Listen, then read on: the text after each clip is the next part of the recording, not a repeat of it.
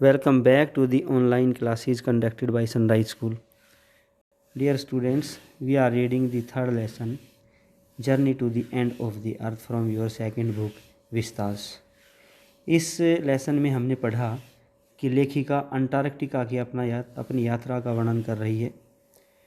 लेखिका जब अंटार्कटिका पहुंची तो वह इसकी अनंतता और इसके अकेलेपन को देखकर बड़ी हैरान हुई।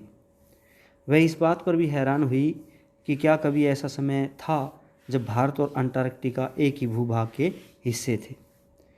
लेखिका हमें बताती है कि 650 मिलियन साल पहले गोंडवाना नाम का एक विशाल यहाँ पर कॉन्टिनेंट हुआ करता था, जो आज वर्तमान अंटार्कटिका है, इसके आसपास चारों तरफ। और उस समय इंसान नहीं होते थे और उस समय जलवायु भी बड़ी गर्म होती थी। तरह तरह के यहाँ पर जीव जंतु और विशाल वनस्पति पाई जाती थी। लगभग 500 लाख साल पहले डायनासोर लुप्त हो गए और स्तनधारियों का युग आने वाला था। तभी यहाँ पर कोई रिएक्शन हुआ और ये जो भूभाग है, ये जो सुपर कॉन्टिनेंट था गोंडवाना, ये पूरा टुकड़ों में टूट गया। अब यहाँ पर लेखिका गई है तो बताती है कि लोग यहाँ क्यों जाते हैं अंटार्कटिका। पृथ्वी के भूतकाल भविष्यकाल की जानकारी हासिल करने के लिए लोग अंटार्कटिका जाते हैं। अंटार्कटिका में हमारी तरह दिन रात नहीं होते। यहाँ 6 महीने रात और 6 महीने दिन होते हैं। यहाँ चारों ओर शांति छाई रहती है। और पृथ्वी पर आगे लेखिका बताती है कि इस धरती पर इंसान को आए हुए मात्र 12,000 साल हुए हैं। और इस ग्रह का अगर जीवन देखें, 65 लाख साल पहले ये धरती बनी थी, 65 करोड़ साल पहले। तो अगर हम इस ग्रह का जीवन देखें तो ये इंसान की जो आए हुए की अवधि है वो बहुत ही कम है। लेकिन इस थोड़े से समय में ही इंसान ने बड़ी तरक्की कर ली है। लेकिन इस तरक्की के कारण पर्यावरण का जो नुकसान हुआ है और जो प्रदूषण हुआ है, उससे जलवायु संबंधित अनेक परिवर्तन आ गए हैं और ग्लोबल टेम्परेचर, औसत भूमंडलीय तापमान जो है वो बढ़ता जा रहा है। जीवाश्म ईंधन के जलने से मनुष्य ने पृथ्वी के चारों ओर कार्बन डाइऑक्साइड का एक ऐसा आवरण या चादर पैदा कर दी है जिससे पृथ्वी की ऊष्मा अंदर ही कैद हो रही है और तापमान बढ़ता जा रही है। तो इसी ग्रीन हाउस इफेक्ट की वजह से तापमान बढ़ रहा है। तो इसके बाद हम पढ़ेंगे आगे लेखिका कह रही है, स्टूडेंट्स ऑन आइस। देखिए बेटे, students on ice the program I was working with. मैं जिस कार्यक्रम में काम कर रही थी उस कार्यक्रम का नाम था स्टूडेंट्स ऑन आइस। और ये कार्यक्रम किस पर चल रहा था? ऑन दी सोकल्स की जो जहाज़ है उस पर, उसके माध्यम से ये प्रोग्राम किया जा रहा था कि दुनिया भर के विद्यार्थियों को, हाई स्कूल स्टूडेंट्स को इस जहाज़ में अंटार्कटिका ले जाया जाता था ताकि वो जाकर के खुद अपनी आँखों से देख सकें कि किस प्रकार से ग्लेशियर्स पिघल रहे हैं। इस जो तापमान बढ़ रहा है उस तापमान का प्रभाव किस प्रकार से अंटार्कटिका पर पड़ रहा है और ग्लेशियर्स पिघल रहे हैं। इस कार्यक्रम का एम्स, क्या उद्देश्य है? टू डू एग्जैक्टली दिस, बिल्कुल ऐसा करना। एग्जैक्टली मीन बिल्कुल ऐसा। क्या करना? By taking high school students, कि हाई स्कूल के स्टूडेंट्स को लेकर जाना, to the end of the world, इस धरती के छोर पर। इस कार्यक्रम का उद्देश्य है कि विद्यार्थियों को धरती के इस छोर पर लाया जाता है, एंड प्रोवाइडिंग देम, और उनको प्रदान की जाती है, विद इंस्पायरिंग, एक प्रेरणादायक, एजुकेशनल मीन शिक्षा संबंधी, शैक्षणिक, अपॉर्चुनिटीज़, अवसर। यहाँ विद्यार्थियों को लाकर उनको एक शैक्षणिक अवसर प्रदान कराया जाता है, which will help them foster a new understanding.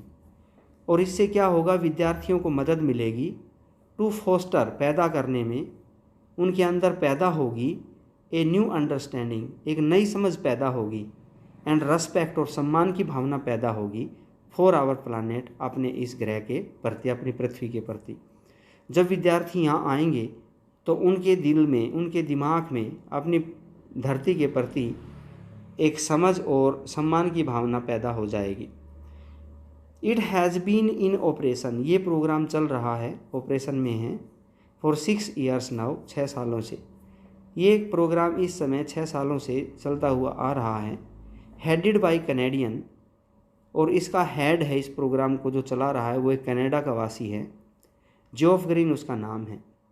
Who got tired, जो थक गया था, टायर मीन थकना, of carting, carting mean carrying, ले जाकर, वह ले जाकर थक गया था, सेलिब्रिटीज़, सेलिब्रिटियों को, जो बड़े लोग होते हैं, प्रसिद्ध लोगों को, एंड रिटायर्ड, और रिटायर हो चुके लोगों को लेकर ले जाकर थक गया था।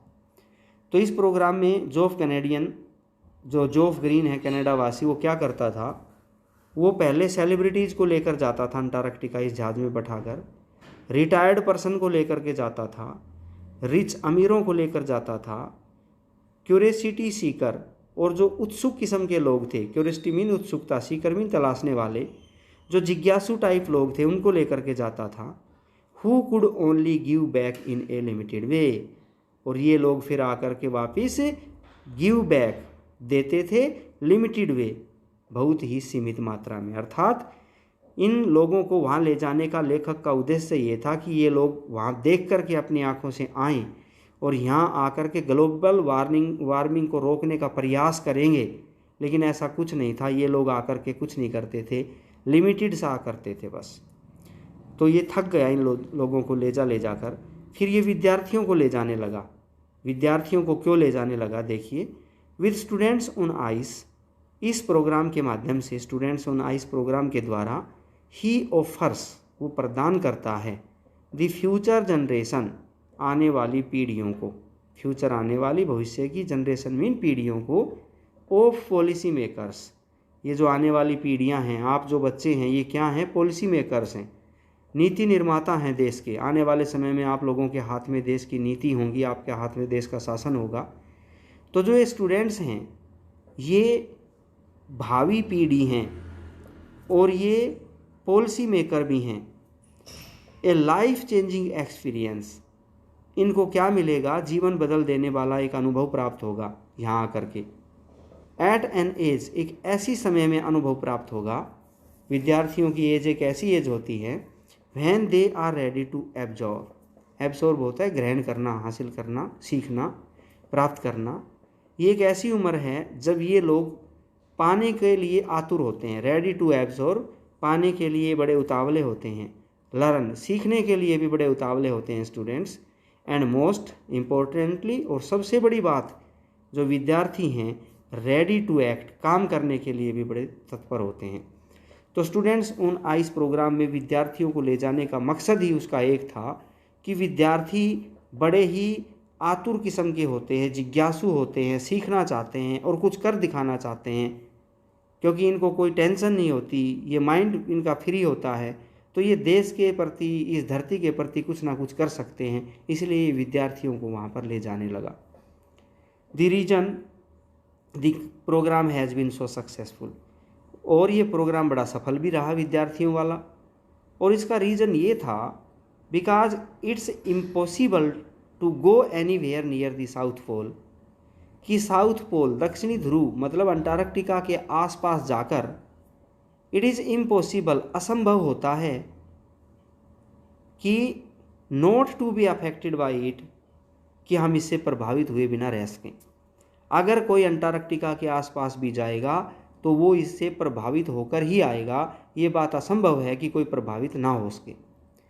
It's easy to be blase about polar ice cap melting, जब हम पोलर, ध्रुवीय आइस कैप, बर्फ़ की चोटियों को मेल्टिंग, पिघलते हुए देखते हैं, while sitting in the comfort zone of our, जब हम अपने आराम क्षेत्र में बैठे रहते हैं, सिटिंग बैठे रहते हैं, कंफर्ट जोन आराम क्षेत्र, क्योंकि ये जो हमारी जो दुनिया है, हमारे जो देश हैं, ये बड़े ही अच्छी यहाँ पर जलवायु है, यहाँ पर इतना -127 डिग्री टेम्परेचर नहीं है, ये बड़ी अच्छी दुनिया है, जहाँ जहाँ हम लोग रहते हैं, ये बड़ा ही अच्छा स्थान होता है, कंफर्ट जोन है ये हमारे लिए।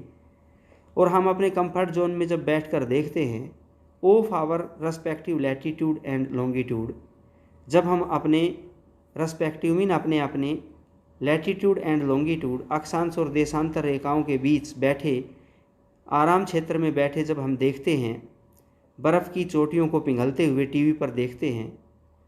But when you can visibly see, लेकिन जब आप विजुअली आमने सामने बैठ करके देखते हैं, अपनी खुद की आंखों से देखते हैं, टीवी की माध्यम की बजाय खुद जा कर के देखते हैं, ग्लेशियर्स रिट्रेटिंग, बर्फ़ के पहाड़ों को सिमटते हुए। ग्लेशियर होते हैं बर्फ़ के बड़े बड़े पहाड़, रिट्रेट मीन छोटा होना, सिमट जाना, पिघल जाना।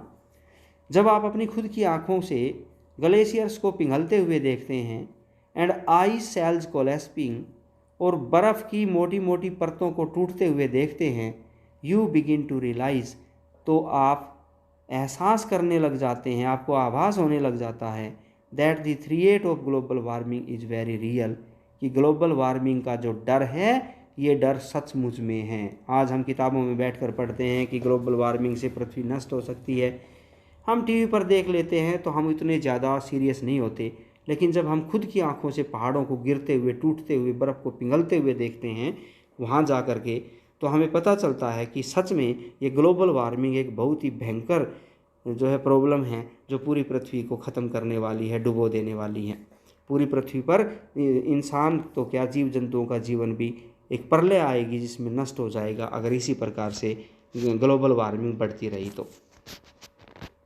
Antarctica, because of her simple ecosystem, Antarctica जो महाद्वीप है ये अपने सिंपल साधारण इकोसिस्टम जैव विविधता की वजह से, यहाँ पर जो जीव जंतुओं की प्रणाली है वो बिल्कुल सिंपल है। यहाँ पर 2-4 वैरायटी के जीव जंतु पाए जाते हैं हमारे पृथ्वी पर। यहाँ हम देखें तो कई करोड़ किस्म के जीव जंतु पाए जाते हैं, कीड़े मकोड़े, छोटे पक्षी, बड़े पक्षी, छोटे पशु, बड़े पशु, जंगली पशु, पालतू पशु, पता नहीं क्या क्या करोड़ों टाइप के जीव जंतु यहाँ पर पेड़ पौधे पाए जाते हैं। लेकिन अंटार्कटिका में ऐसा नहीं है। अंटार्कटिका का जो जैव मंडल है, इकोसिस्टम है, जीव जंतु मंडल, वो बिल्कुल सिंपल है। एंड लैक ऑफ बायोडाइवर्सिटी, और यहाँ पर जैव विविधता में भी कमी है। तो पेड़ पौधे भी आपको सिंपल मिलेंगे, जैव विविधता में भी कमी मिलेगी। जीव जंतुओं में इतनी विविधता नहीं मिलती जितनी पृथ्वी के अन्य हिस्सों पर है। बायोडाइवर्सिटी मीन जीवों की विभिन्नता, जैव विविधता, तरह तरह के नाना प्रकार के जीव। ये जो अंटार्कटिका है is the perfect place to study, ये सबसे परफेक्ट स्थान है टू स्टडी, ये जानने का, ये अध्ययन करने का। अंटार्कटिका इस बात का अध्ययन करने के लिए एक सबसे उत्तम स्थान है कि how little changes in the environment, कि पर्यावरण में जिस प्रकार से जो छोटे छोटे परिवर्तन होते हैं, लिटल चेंजेस छोटे छोटे परिवर्तन, इन इन्वायरमेंट पर्यावरण के, हाउ कैसे, कैन हैव बिग प्रिकॉशंस बड़े बड़े परिणाम पैदा कर सकते हैं। प्रिकॉशंस मीन प्रभाव, परिणाम, नतीजे। ये देखकर जब हम वहाँ जा कर के स्टडी करते हैं तो हमें इस बात का आभास होता है कि पर्यावरण में छोटा सा परिवर्तन भी बहुत बड़ा प्रभाव दिखा सकता है। ये उदाहरण भी देती है लेखिका आगे, छोटा सा परिवर्तन बड़ा प्रभाव कैसे दिखा सकता है पर्यावरण में। टेक दी माइक्रोस्कोपिक, उदाहरण लेते हैं माइक्रोस्कोपिक अति सूक्ष्म जीव फोटोप्लैंक्टन का, फाइटोप्लैंक्टन का। फाइटोप्लैंक्टन क्या होता है?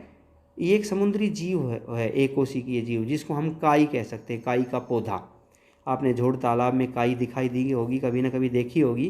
तो ये जो काई है ये मृत नहीं है, ये एक जिंदा पौधा है। काई एक पौधा होता है।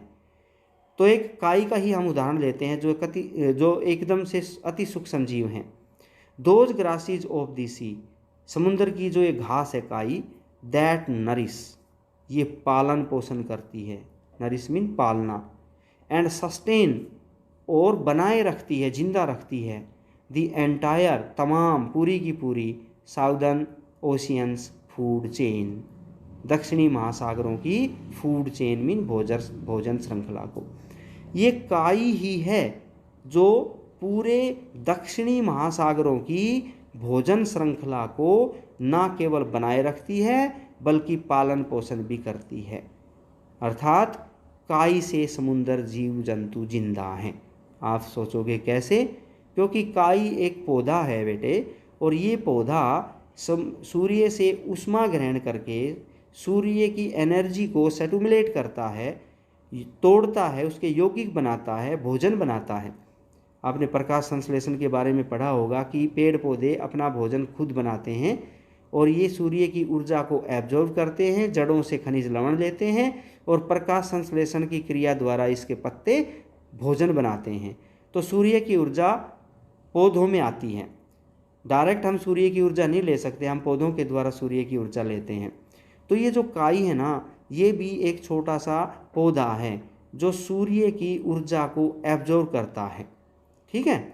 दीज सिंगल सेल्ड प्लांट्स, ये सिंगल मीन एक, सेल मीन कोशिका वाले, प्लांट्स मीन पौधे, ये एक कोशिकीय पौधे हैं।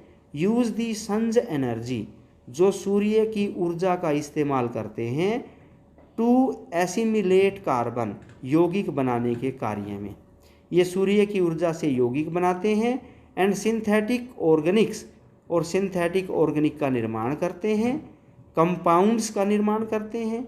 In that wondrous and most important, और ये बड़ी ही अद्भुत और बड़ी ही इम्पोर्टेंट जो प्रोसेस है, प्रक्रिया है, इस प्रोसेस को, इस प्रक्रिया को कॉल्ड फोटोसाइंथेसिस, प्रकाश संश्लेषण क्रिया कहते हैं। आपने अपनी साइंस की बुक में भी पढ़ा होगा प्रकाश संश्लेषण किसे कहते हैं। एक ऐसी क्रिया जिसमें पेड़ पौधे अपने हरे पत्तों के माध्यम से सूर्य से ऊर्जा ग्रहण करते हैं और जड़ों से लवण ग्रहण करते हैं और फिर अपना भोजन बनाते हैं, सूर्य की ऊर्जा को यौगिक में बदल देते हैं। तो ये जो प्रकाश संश्लेषण क्रिया है, ये समुद्रों में काई के माध्यम से होती है।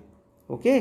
साइंटिस्ट वार्न दैट, वैज्ञानिकों ने ये चेतावनी दे दी है कि ए फर्दर डिप्लेशन, फर्दर मीन और अधिक, डिप्लेशन मीन नुकसान, हवास, अगर और अधिक नुकसान होता है इन दी ओजोन लेयर, ओजोन की परत में। आपने पता ही है कि वायुमंडल में हमारे चारों ओर ओजोन की एक परत बनी हुई है जो सूर्य की पैरा बैंगनी हानिकारक किरणों को सीधे पृथ्वी पर आने से रोकती है। और इस ओजोन परत में एक बहुत बड़ा छेद हो गया है और उस छेद में से सूर्य की हानिकारक डायरेक्ट किरणें आती हैं पृथ्वी पर और बीमारियों, कैंसर जैसी बीमारियों का कारण बनी हुई हैं। तो ओजोन परत जो हमारी पृथ्वी के चारों ओर है वायुमंडल में, वो ओजोन परत जो है प्रभावित हो जाएगी अगर ये प्रकाश संश्लेषण की क्रिया, काई के द्वारा प्रकाश संश्लेषण की क्रिया प्रभावित हुई तो और अधिक यहाँ पर प्रदूषण होगा, ओजोन की जो परत है वो अफेक्टेड होगी और छेद में से फिर ये अगर ओजोन की परत नष्ट हो गई तो सूर्य की पैराबैंगनी किरणें सीधे पृथ्वी पर आएंगी और ये किरणें बड़ी हानिकारक होती हैं। Ozone layer will affect the activities of phytoplankton, और ये जो ओजोन परत है ना, अगर ये खराब हो गई प्रदूषण की वजह से तो इससे प्रकाश संश्लेषण की जो गतिविधि है, क्रिया है काई वाली, वो डिस्टर्ब हो जाएगी। विच इन टर्न विल अफेक्ट, और बदले में फिर क्या होगा, विल अफेक्ट द लाइव्स, सबका जीवन प्रभावित होगा। किसका जीवन? Of all the marine animals, marine mean समुद्रीय, समुद्रीय जानवरों का, एंड बर्ड्स और पक्षियों का, ऑफ द रीजन पूरे क्षेत्र की। और पृथ्वी पर जो है इस पूरे क्षेत्र की जो अंटार्कटिका वगैरह है या और जो महासागर है दक्षिण के, इन सभी महासागरों की जो समुद्रीय जीव जंतु और पक्षी प्राणी हैं उन सब का जीवन खत्म हो जाएगा। किससे खत्म हो जाएगा? अगर काई खत्म होती है तो। काई खत्म होने से क्यों होगा? क्योंकि काई सूर्य की एनर्जी को यौगिक में बदलती है और जो है ये एनर्जी फिर आगे जो है काई को छोटे कीड़े मकोड़े खाते हैं, कीड़े मकोड़ों को फिर छोटी मछलियां खाती हैं, छोटी मछलियों को फिर बड़ी मछलियां खाती हैं और बड़ी मछलियों को समुद्र की और बड़ी जो व्हेल जैसी मछलियां हैं वो खाती हैं। तो जो फूड चेन है, भोजन जो श्रृंखला है, वो जीव जंतुओं की काई से शुरू होती है, समुद्री जीवों की। अगर काई नहीं रही तो इनकी भोजन श्रृंखला नष्ट हो जाएगी, टूट जाएगी ये chain. And the global carbon cycle, और इसके साथ में जो पृथ्वी का जो कार्बन चक्र है वो भी खत्म हो जाएगा। अगर काई की प्रकाश संश्लेषण क्रिया डिस्टर्ब होती है तो इसका इफेक्ट क्या पड़ेगा कि दक्षिणी महासागर के जितने भी समुद्री जीव जंतु हैं उनका जीवन खतरे में पड़ जाएगा और कार्बन चक्र भी खराब हो जाएगा। इन दी पैराएबल, पैराएबल मीन उपमा के तौर पर, ऑफ दी फोटोप्लैंक्टन, अगर हम इस काई को तुलना के लिए उपमा के रूप में प्रयोग करें तो there is a great metaphor for existence, तो तो ये जो काई है ना, ये जिंदा रहने के लिए एक बहुत बड़ा अलंकार है, मेटाफोरिक अलंकार होता है। तो काई को हम किसका रूपक मानेंगे? काई को हम जीवन का रूपक मानेंगे। काई नहीं तो समुद्र में जीवन नहीं, काई नहीं तो समुद्र में जीवन नहीं। Take care of the small things, छोटी छोटी बातों का केयर कर लो, ध्यान रख लो, and big things will fall into place, तो बड़ी बड़ी बातें अपने आप सही हो जाएंगी। तो लेखिका इस पैसेज में यही एक बात लेकर के चलती है कि कई बार हम छोटी छोटी बातों को इग्नोर कर देते हैं और इसके फिर परिणाम बहुत बड़े हो जाते हैं। और उसने एक उदाहरण देखते हुए हमें बताया कि काई को हम तुच्छ और बेकार चीज़ समझते हैं, लेकिन काई बड़ी इम्पोर्टेंट है। काई एक कोशिकीय जीव होता है जो समुद्र में एक पौधा होता है, ये जो सूर्य की ऊर्जा को डायरेक्ट एब्जॉर्ब करता है और भोजन बनाता है, और इसी काई पर फिर पूरे समुद्री जीवन का भोजन, जो भोजन श्रृंखला है वो टिकी हुई है। तो अगर काई नष्ट होती है तो सारे समुद्री जीव खत्म हो जाएंगे, क्योंकि उनकी फूड चेन खत्म हो जाएगी। तो आज के लिए बेटे इतना ही काफ़ी। अभी मैं आपके पास मैसेज भी भेजूँगा कुछ क्वेश्चंस का, और वे आपने क्वेश्चंस याद करने हैं। ओके बेटे, बाय।